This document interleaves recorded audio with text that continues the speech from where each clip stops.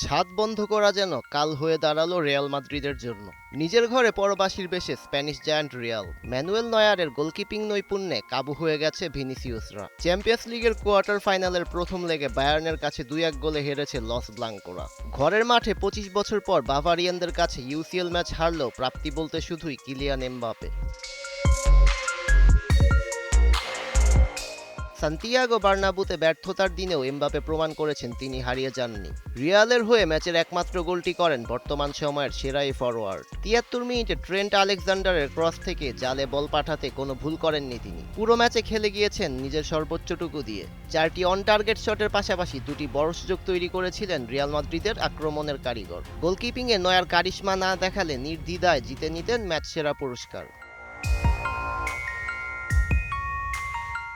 চলতি champions league ক্যাম্পেইনে গোলের বন্যা বইয়ে দিয়েছেন এমবাপে।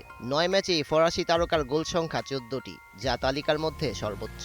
হাঁটুর ইনজুরিতে মিস করেছেন প্লে অফের দ্বিতীয় ও শেষ 16-র প্রথম লেগের ম্যাচ। তার না হলে গোল সংখ্যাটা হয়তো আরও বাড়তে পারত।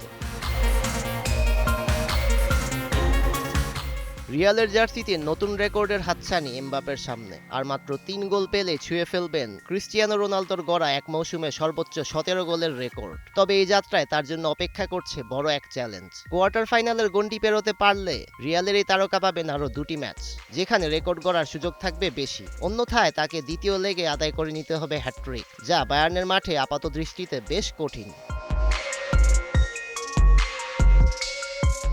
রিয়ালের সামনে অপেক্ষা করছে অগ্নি পরীক্ষা, আর এই লড়াইয়ে এমবাপের জ্বলে ওঠাটাও দলের জন্য মাস্ট নিডেড।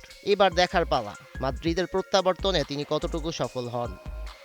সৈয়দ রেজান রহমান, 71।